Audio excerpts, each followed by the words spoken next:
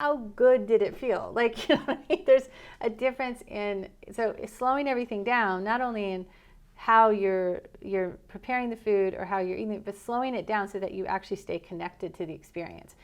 There's so much disconnection from everything with intimacy, with everything in our culture. And that relationship to care is an intimate relationship to self. And there's so much disconnection now. We don't have that correlation between internally feeling what we're doing.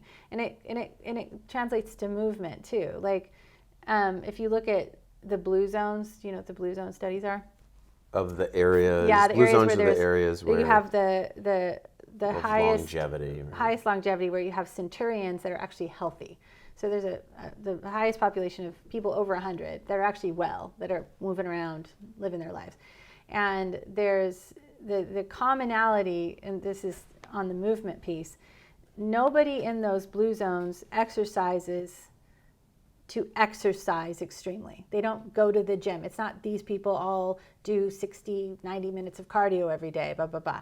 These people were social, they gardened, they walked, they lived. They didn't do they didn't do that. So that's, again, if you pull stress into the factor, that's a de-stressing system. So movement is super necessary, and being active is really necessary. But how we do it is also important. And again, we've disconnected how we do it. I mean, I know that going to the gym is such a key thing, and being on a treadmill is convenient, but you're running going nowhere. Like, you're, you know, like I mean, there's a rat race kind of feeling to that, you know? So, and you're looking at the clock and you're looking at how much you've done, and it's not enjoyable necessarily. You might, as opposed to being out and doing it opposed to socially, going on a walk, playing a calling sport, a friend, going on a hike, doing a run, whatever.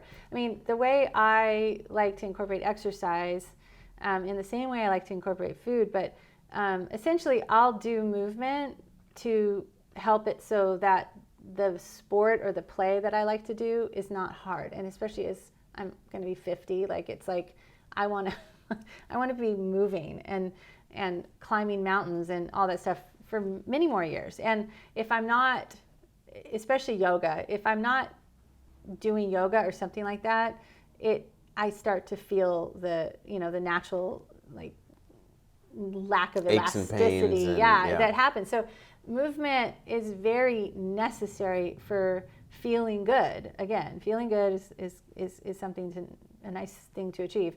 But when you're doing it, and it could be daily. I recommend it daily. I think you should be taking that time for yourself daily. But I'm not saying you have to do. There's no specific exercise. I'm saying you have to do this and you have to do. I know I can't do it that way. But so movement and your relationship to the food, being able to actually connect to the experience of all of it is really what is going to elicit vitality and wellness. And, but you can also do it, you can be a gym rat and be on a diet and also look great, and your labs look great when you go see your doctor. Like, it's not a matter you can't do it and be healthy. That's not, but are you as happy? Maybe, I don't know. So you've identified some main enemies. Stress is one of them. Disconnection is another. Yeah. Talking about the blue zones and people that don't exercise, like this set aside time where they're just kind of generally active and they move in their lives. We had a Bill Barada. What was he, 98? Had a 98-year-old guy on the show. Oh, nice. And he never exercised. He was a farmer. Yeah, exactly. And he was active in his daily life. Yeah. Lived to 98. Activity is important. He was in great shape at 98. I was like, what was your secret? And he didn't have any crazy diet. He just ate in moderation, didn't overeat. Had a beer every now and again. Didn't smoke or abuse drugs. There's actually thunder outside. Did you guys hear that? Is that thunder? That was thunder. In Los Angeles? In Los Angeles. It sounded like a trash can. No. There's a storm. There's a storm moving in. I know it was thunder as well. Whatever. The guy, he didn't do whatever, and he lived to 98. Yeah. Let me do this. But he was also probably had, so here's something really quick. So on the Maslow's hierarchy of needs, you have the self-actualization, right? And I think it was in the 70s when Maslow died.